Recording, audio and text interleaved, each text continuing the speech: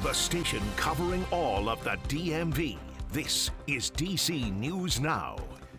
Hi, everyone. Thanks for joining us tonight for DC News Now at 9 o'clock. I'm Chris Flanagan. And I'm Marielle Carbone. Well, take a look right now. You are looking live outside at the White House. Pretty calm out there right now, but by tomorrow, your best bet may be to stay inside. Pretty good advice there. Chief Meteorologist Janessa Webb is here now to break it all down on this Friday night. And Janessa, it's looking like it could be a pretty soggy Saturday. Yeah, we're very calm right now. The only thing that's very noticeable across the region is the wind flow that's stirring up ahead of this approaching storm system. Early tomorrow morning, things will quickly change to light showers, and then throughout the day, we'll continue to rev up with that moisture.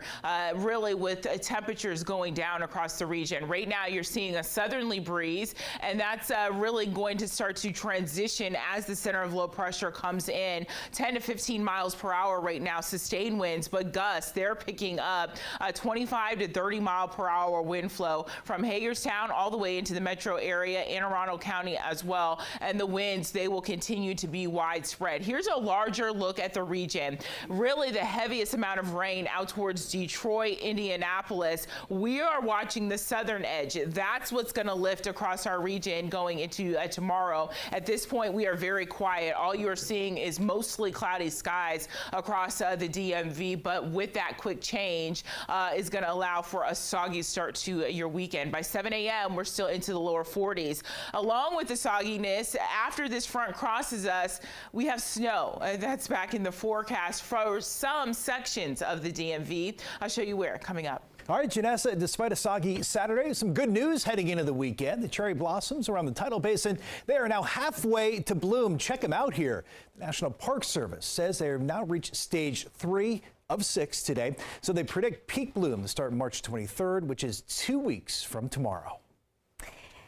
And new tonight, another government shutdown averted hours before midnight deadline. And now in the past 2 hours, Congress passed a $460 billion package of spending bills. The bills keep some key federal agencies running, but not all of them.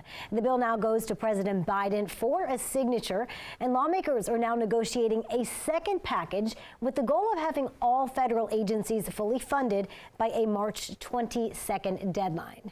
Meanwhile, an Ohio man was arrested today after he tried to get into the U.S. Capitol with a hammer. U.S. Capitol Police found it in his backpack during a routine screening. Police say when they went to look inside, the man grabbed the bag and became combative. Officers ended up tasering him and taking him into custody. Police say the suspect, Christopher Snow, is being charged with assaulting a police officer.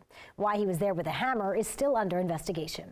All new tonight at 9 o'clock, it has been a problem Prince William County Police fear is only getting worse.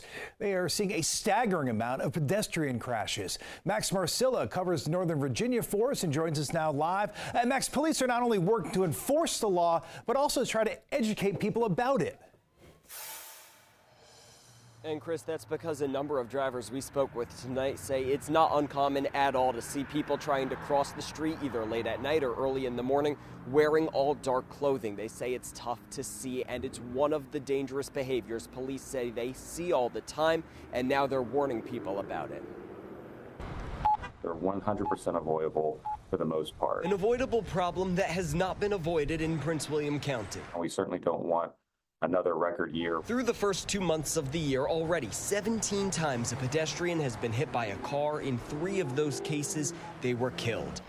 The impacts are devastating. Last month, 27-year-old Carla Mejia, known as Casey, was killed in a hit and run. Nobody deserved to go through anything like this. It sounds like common sense, but a lot of the things that we want folks to do is obviously obey all traffic laws. Parak says that's up to drivers and pedestrians, and now the department is offering tips, especially to pedestrians. So we need folks to dress to be seen, and of course use crosswalks whenever and wherever they're available. Sometimes at night you really can't see the person if they're wearing all black, and then out the cut you just see them pop up out the blue. And a few more tips from Prince William County Police. They say something like this safety vest can be really good if you do have to walk or bike late at night or early in the morning before the sun comes up or goes down. Also, another thing they say is beware of wearing headphones, especially noise-canceling headphones that can make it tough, if not impossible, to hear what's going on around you.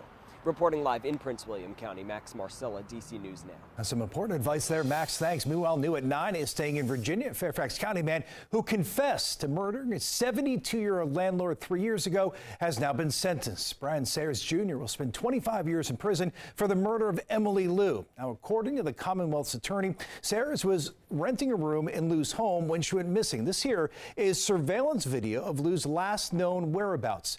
Nearly 2 months after her disappearance, Sayers confessed to killing Liu and hiding her body in the woods near her home in Lorton. Sayers pleaded guilty last year, but never gave a motive for that murder. And a shooting investigation is underway in North Bethesda's Pike and Rose Shopping Center. Montgomery County police say an argument between a group led to a dog being shot. Now, it happened after midnight near the restaurant Summer House.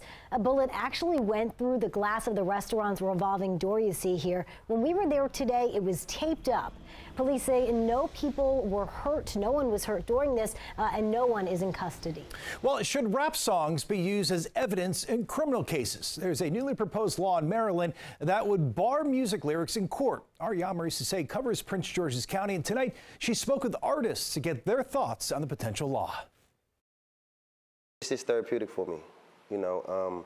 It's a way that I can express myself. Anor has been making music from rap to R&B for nearly a decade. And he also manages several local DMV artists in the music industry like No Savage. We actually have a lot of talented artists, and we're just trying to get them to actually like just embrace their potential. You know, embrace their potential and embrace, you know, their reality, but just do it in a productive way. You know what I'm saying? And that's why he's hoping Maryland lawmakers pass a bill that would limit the use of creative expression, such as lyrics, to be used against any artist in court. I mean, we do have the First Amendment, you know, freedom of speech. So, I mean, if they was to, you know, prosecute us for using our lyrics, that does violate our constitutional right. And he believes it not only protects artists, but also their managers. Under the bill, prosecutors could use the form of expression as evidence if it's meant literally or relevant to specific facts. In a statement to DC News Now, Baltimore prosecutors say in part, the use of social media is very prevalent. Detectives and prosecutors are constantly scanning these sites for evidence. As for Prince George's County State's Attorney Aisha Braveboy, she says in part, she supports the bill, but there could be some changes. I would offer an amendment striking language that would limit ability to admit the creative expression if there was other evidence that could be used. Just because a person might talk about doing this and doing that doesn't necessarily mean that these are facts, you know, and, you know, we just got to look at it like it's the entertainment industry, you know. And that was our Yamari Sase reporting for us tonight. Meanwhile, this weekend, a heads up for Metro riders on the Red Line in Montgomery County. For the next 2 weekends, WMATA is shutting down service between Friendship Heights and Grosvenor. This means the Bethesda and Medical Center stations will be closed. Shuttle buses, though, will replace trains at these 2 stops. And in Northern Virginia, the Fairfax Connector is back in service after 2 weeks of strikes.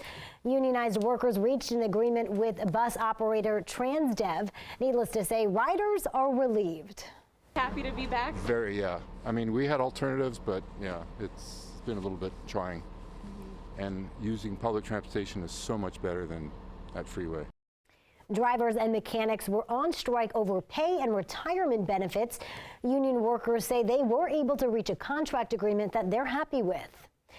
And AwesomeCon, it is underway this weekend at the Washington Convention Center downtown. Yeah, it's DMV's Comic-Con celebration of geek culture. Their words, not mine, right? Tens of thousands of people are expected to attend to see their favorite stars from beloved movies, TV shows, books, and games. Yeah, some of the biggest guests include actors Hayden Christensen and Rosario Dawson from the Star Wars universe. The event runs through Sunday. If you want to go, you'll need to buy some badges in advance.